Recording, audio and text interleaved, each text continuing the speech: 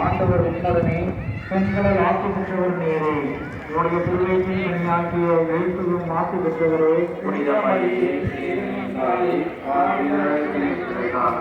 இப்பொழுதும் எங்கள்